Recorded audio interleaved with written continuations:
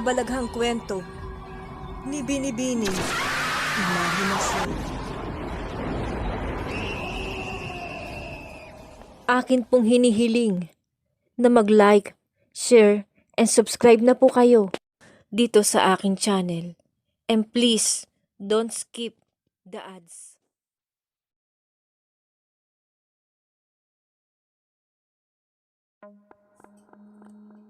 Ang kwentong ito na isasalaysay ko sa iyo, Binibini, ay ang karanasan kong hindi ko malilimutan, lalo na kasama ko sa kwentong ito ang matalik kong kaibigan. Ganito kasi iyon. Ako ay nakatira sa Capiz at doon na rin ako nag-aral mula elementarya hanggang ako ay mag-high school at tumungtong ng kolehiyo. Sa isang baryo kami nakatira ng aking kaibigang si Maylin. Konti pa lang ang mga kababayan ko noon sa aming tinitirhan dahil madalong pa lang ang mga tao. Elementarya pa lang kami ni Maylin ay lagi na kaming magkasama at magkaklase. Ni ayaw talaga naming maghiwalay pag kami ay nagkasama.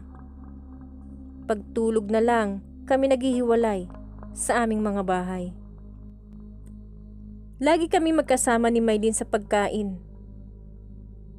Kaya kahit kinagatan na nito at nalawayan, ay ibinibigay pa rin ito sa akin. Kahit ang aming inumin ay minsan, sa isang baso lang kami nagsasalo. Wala kaming hiya sa aming samahan. At ang turingan talaga namin ay halos magkapatid. At nangako din kami sa isa't isa na hindi maghihiwalay kahit kailan. Hanggang sa tumungtong na kami sa kolehiyo, doon na nagbago ang lahat. Dahil sa course niya na wala rito sa amin. Meron man, ay nasa kabilang baryo. Kaya naman ay nagkahiwalay na kami sa college. Sa Manila na siya nag-aral. Ako naman ay patuloy ang buhay dito sa aming probinsya. Kinuha kong course ay agriculture. Gusto ko kasing matulungan ang aking ama sa kanyang sakahan sa aming palayan upang mapalago ito at mapaunlad. Patuloy pa rin naman kami sa komunikasyon ng aking kaibigan. Lagi kaming nagte-text sa cellphone at minsan ay nagkakatawagan. Namiss namin ang isa't isa dahil syempre iba pa rin yung nagtatawagan lang kami.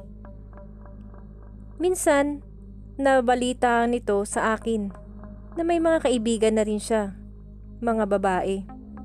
Sa totoo lang, Binibini, nagselos din ako ng konti. Pero hindi ko naman siya masisisi. Dahil kailangan niya rin talaga ang makibagay at makisama sa mga kaklase niya roon. Nang hanggang isang araw ay nagulat ako nang umuwi ito sa aming bayan. Nakita ko sa mga mata nito ang saya sa mukha nito nang makita ako. Ngunit maya-maya ay nakita ko na tila napangiwi ito sa iniindang sakit. Kaya natakot ako agad at napatanong na kung may masakit ba sa kanya. Ngunit hindi naman ito sumagot. Tanging umuo lang ito sa kanyang pagtugon. Kaya naman ay nataranta akong kumuha ng paracetamol upang painumin siya. Ngunit tumanggi ito at sinabing okay lang daw siya. Kaya ibinalik ko na lang ang gamot sa dating lagayan nito. At pinainom ko na lang siya ng tubig. Habang tinititigan ko ang aking kaibigan, ay napansin ko na tila nangayayat ito. Kaya ako ay hindi na nakapagpigil pa. Tinanong ko na ito. Maylin, kamusta ka doon sa Manila? Laki ata ng pinayat mo. Mukhang stress ka ata lagi. Ang tanong ko dito.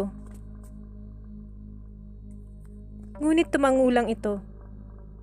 At sinabi sa akin na malaki daw kasing adjustment ang ginagawa niya sa Manila. Simula ng pag-uwi niya roon. Mula daw sa pagkain at pakikitungo niya sa mga kaklase niya. Magtatanong pa sana ako dito, kaya lang inaya na ako nitong kumain. sa isang fast food malapit sa amin. Masaya kaming umorder at katulad ng dati ay hindi pa rin nagbago ang kaibigan ko dahil lahat ng kinakain nito ay gusto kakainin ko rin. Sinusubo na naman niya sa akin ang pagkain na kahit nalawayan niya na, katulad ng dati. Talagang itinuturing niya na talaga akong kapatid. Ako naman dahil sa close talaga kami, ay kahit anong pinapakain niya sa akin ay kinakain ko na rin. Hanggang sa isang araw, ay magpaalam na ito sa akin. Naluluwas na ulit siya ng Maynila. Hinatid ko na siya sa terminal. Naluha pa nga ako dahil na maalam kami sa isa't isa. Nalungkot talaga ako kasi matagal ko na namang hindi makikita ang aking matalik na kaibigan. Napansin ko, ganun din ito. Nakita ko na nagpupunas ng luha gamit ang tissue sa kanyang mga mata. Mugto ang aking mata nang umuwi sa bahay. Nalungkot din ako sa paghihiwalay namin. Iniisip ko na wala talagang forever. Hindi laging magkasama. May mga sitwasyon na pwedeng makapaghihiwalay talaga. Isang araw habang nag-aaral ay nauhaw ako. Kaya pumunta ako ng kusina upang kumuha ng tubig na maiinom. Nang mapupuno na ang baso, ay bigla ko itong naibagsak. Nahihilo kasi ako. At sa aking paanan, ng maliliit na butil, nabubog sa semento. Kumuha ako ng walis at winalis ko ang mga bubog. Ngunit nang hinawakan ko ang isang bubog na hiwa ang aking daliri, umagos ang dugo ko mula sa sugat. Nakita ko itong tumutulo sa sahig, dahilan upang mawalan ako ng malay. Nang magising ako ay naling ako ang paligid hanggang sa napagtanto ko na nasa silid ko na pala ako. Napansin ko rin na mayroon ng tali ang aking daliri. Sinubukan kong buksan ang tali ng aking daliri. Gusto ko kasing makita kung gaano kalalim ang sugat. Binuksan ko ito ng pakonti-konti hanggang sa nakita ko na namang nagdugo ito. Ewan ko ba, imbis na matakot ako ay tila nagugustuhan ko. Ang nakikita ko na ang dugong umaagos mula sa aking daliri. Tumutulo ito sa sahig ng pakonti-konti at nang masundan pa ng ulit ng tulo ang dugo, ay sinalo ko na iyon sa pamamagitan ng aking dila. Di ko alam kung bakit sumaya ako ng mga oras na iyon nang matikman ko ang sarili kong dugo. Samantalang dati ay diring-diri ako sa sarili kong dugo. Hanggang sa sumakit ang aking ulo na hindi ko na alam ang aking gagawin. Nagsisigaw ako sa sobrang sakit. Kaya naman ay nataranta na ang aking mga magulang. Dahil kahit nakainom na ako ng gamot, ay sumasakit pa rin ito. Nang magpasya na ang aking mga magulang, nadalhin na ako sa albularyo. Isinakay nila ako sa habal-habal ng aking tiyuhin. Pagdating namin sa harapan ng bahay ng albularyo, alam na agad nito ang nangyari sa akin kahit hindi ko pa naikikwento ang nangyari. Kumuha siya ng dahon, idinikit ng mabuti at ipinainom sa akin. Hindi ko alam kung anong klaseng dahon iyon dahil napakapait nito at ngayon ko lang nakita. Uminit ang aking pakiramdam. Sa sobrang sakit ng aking sikmura ay napapaluha na ako. Alalang-alala naman sa akin ang aking mga magulang. Maging sila ay nakita ko na naluluhang nakatanaw sa akin. Pinagbawalan kasi sila ng albularyo na lumapit sa akin. Sabi kasi sa kanila nito na hindi pa raw ako nahihimasmasan.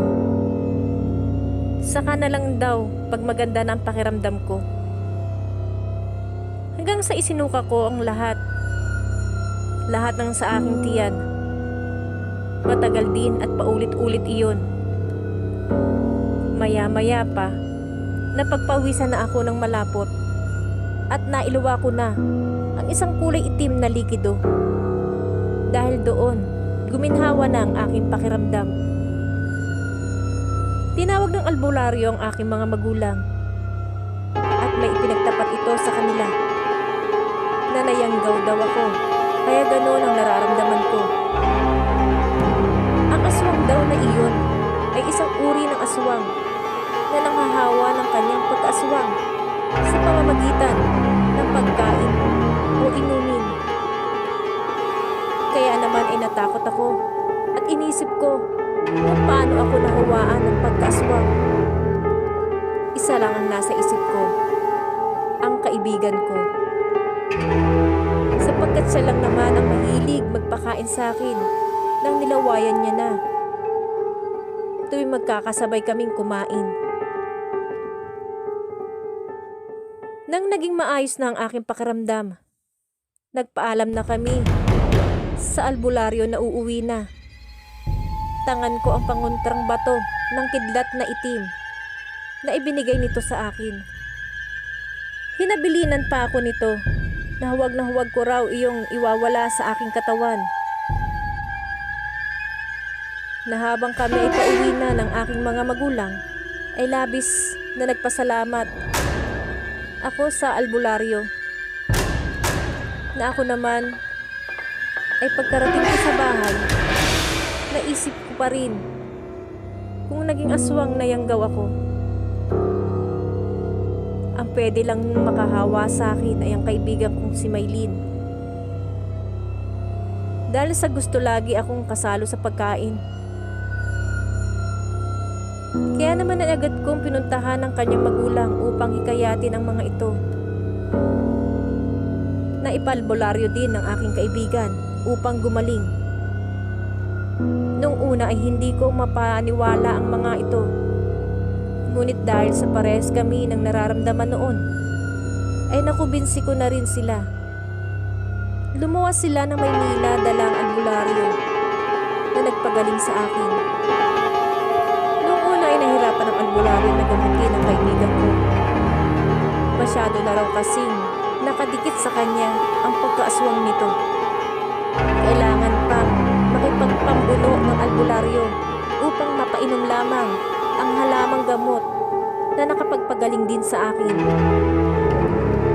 Kaya kahit nasa bahay ako, ay labis na nag-aalala na baka kasi maging ganap ng aswang ang aking kaibigan, na baka pag tumagal, maging ako ay hindi na nito makikilala at mapahamak na rin ako sa mga kamay nito. Idinalangin ko na maging maayos na ang aking kaibigan. Nang hanggang tumunog ang aking telepono, narinig ko ang aking kaibigan na nagsasalita. Masaya na raw ito at nagamot na siya ng albularyo. Ako naman ay napaluha at nagpasalamat sa Panginoon sa kanyang ibinalita. Hinikayat ng mga magulang niya si Maylin na dito na lang sa probinsya namin manirahan ulit upang magabayan nila. Na naging masaya na naman ulit kaming magkaibigan dahil magkasama na naman kami. Nasa paglabas namin ng bahay upang kumain sa tabing daan, ay naiwas na akong sumalo sa kanyang kinakain. Naramdaman iyon ng aking kaibigan, kaya tinawanan lang ako nito. Nang sabay na kaming magkatawanan dahil parehas kaming nabiktima ng isang aswang na yanggaw. At dahil doon ay napagtanto naming magkaibigan na hindi pagkaaswang ang makapaghihiwalay sa amin, dahil hanggang ngayon ay magkasama na kami. Wakas.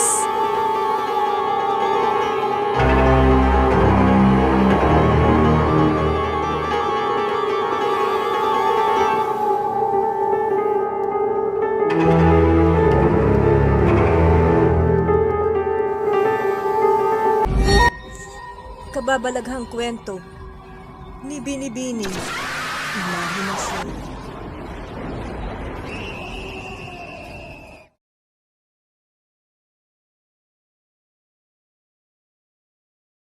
Magandang gabi sa inyong lahat. Tawagin niyo na lang ako sa pangalang Obet. Nais ko lang maibahagi ang aking karanasan tungkol sa nilalang na tinatawag na aswang. Ako ay nakatira sa probinsya ng Capiz.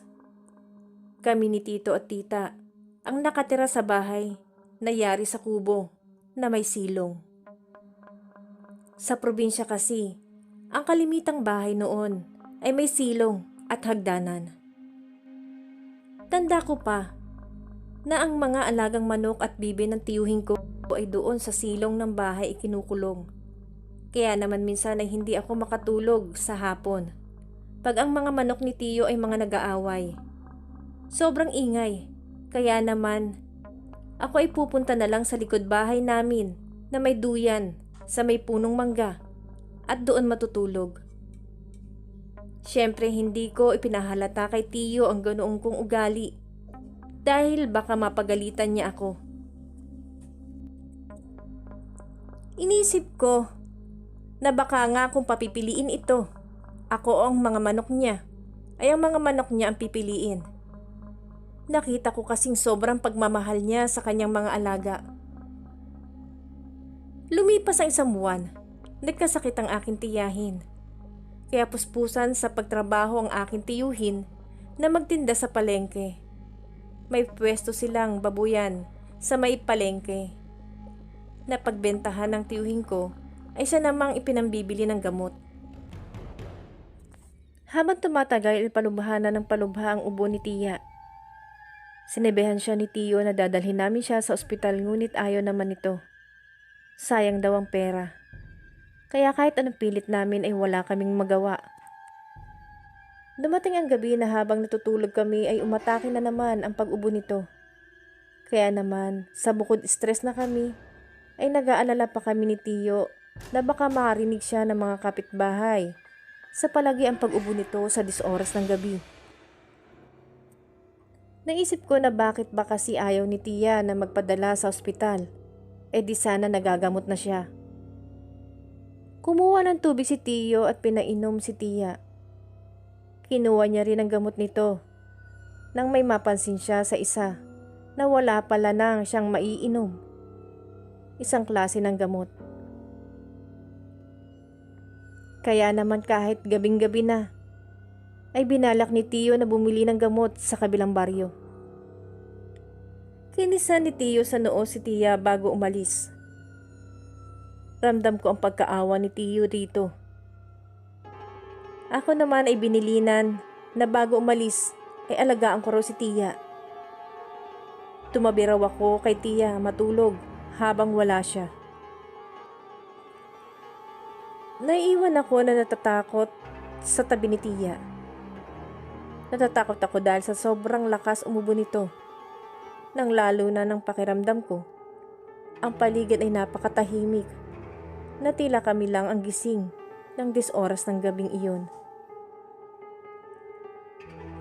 Nang maya-maya ay kinabahan ako dahil sa aking narinig na ingay na tila may tumatapak sa tuyong dahon. Gayunpaman iniisip kong si tiyo iyon na baka may nakalimutan lang, kaya naman sinilip ko ito sa dingding at sinigurado kong siya iyon. Ngunit wala naman akong nakita na tao, kaya hindi ako kumilos para pagbuksan ng pinto. Isa pa, walang katok akong naririnig, kaya kinabahan na naman ako. Maya-maya pa ay inihit na ng ubo si tiya, kaya dali-dali akong kumuha ng isang basong tubig upang painumin ito. Ewan ko ba? At habang lumalalim ang gabi at wala pa si tiyo, ay kabadong-kabado ako. Dinadasal ko na ngang mag-umaga na para makatulog na ako. Puyat na ako, pero hindi naman ako makatulog.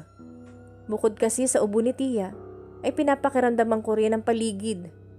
Dahil kanina pa, may naririnig akong kaluskos. Nang mapatingin ako sa ilalim ng silong namin, nagawa sa kawayan. Nagulat ako at napasigaw dahil 2 pares ng mata ang nakita ko.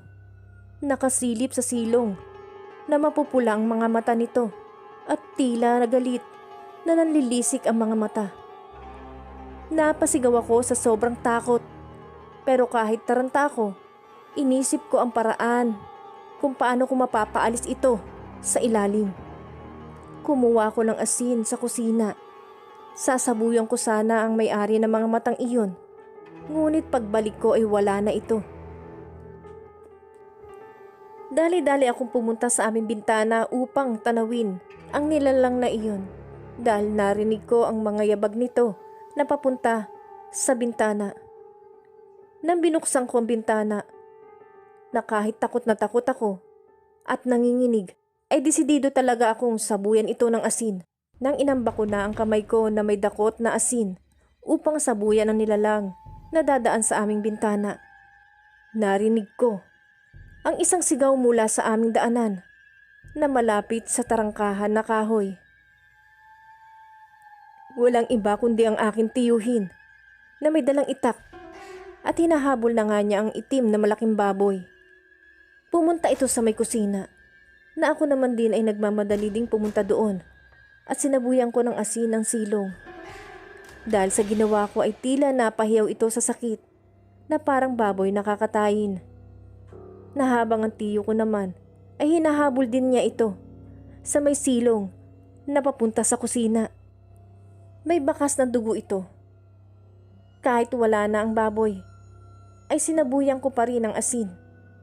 Nahawa ko ang lupa sa baba ng bintana namin upang magsilbing pangontra namin sa baboy na itim. Hangos na umakyat ng hagdan si Tiyo na ako din ay bigla ko ring naalala ito. Nakita namin na habang papalapit kami, ang maputlang babae na iniihit na naman ng ubo. Tinanong namin siya kung may nangyari ba sa kanya. Hindi naman nagsalita si Tia, sa halip ay may itinuro itong isang tila gasgas na sugat sa kanyang likod. Na ang sabi sa amin pagkalaon ay may naramdaman na lang daw siyang malamig sa kanyang likod na habang tumatagal ay sumasakit na iyon. Naisip ko na dahil sa banig lang ang hinihigaan nito, at sa siwang ng pinagsilipan ng aswang ay humaba ang dila upang sipsipin sana ang dugo ni Tia. Nagalit ang mga mata ng tiyuhin ko dahil sa nakita niyang sugat. Sinabi nito sa akin na buti raw ay maagap siyang nakauwi at natuklasan niyang merong baboy sa ilalim ng silong. At kung hindi, ay baka nabiktima na ng lubusan ng aking tiyahin ng naninilip na aswang sa aming silong. Ako bagaman sa ramdam ko pa rin ang nangangatog kong katawan, nanginginig ang aking kalamnan. Sa pagkatakot ko kanina, ay nagpasalamat na rin ako sa Panginoon dahil nakaligtas kami sa aswang na iyon. Simula ng gabing sinalakay kami ng aswang, ay hindi na ako nakatulog ng mahimbing. Gayon din sila Tiyo at Tia. Kaya naman ang isang araw, na nagwawalis kami sa bakuran, ay nakakita ako ng hukay sa gilid ng dingding. Malapit doon. Tinawag ko si Tiyo dahil sa akin nakita. Sabi niya na isa sa kasabihan daw na pag may hukay ang gilid ng bahay, ay ibig sabihin daw nito ay ginagawa na ang hukay na bibigtamahin ng isang aswang. Dahil ito ay hudyat na raw ng kamatayan. Na pinaniniwalaan na kagagawan iyon ng baboy na itim na nakita namin ni Tiyo. Kaya naman ay napag-isipan na namin ni Tiyo na lumipat na lang kami ng tirahan malapit sa kanyang mga magulang sa bayan. upang makaalis na kami sa liblib na lugar na aming tinitirhan. Simula noon ay unti-unti nang gumaling si Tia. Kaya nakapagluluto na ulit ito ng kakanin at ako ang katuwang niya sa paglalako nito upang may pambili kami ng gamot. Simula noon ay unti-unti na rin gumaling si Tia. Masaya ako dahil sa paggaling ni Tia ay nakakatulog na ako ng mahimbing at hindi na nag-aalala na baka may aswang sa paligid at naninilip sa silong namin. Wakas.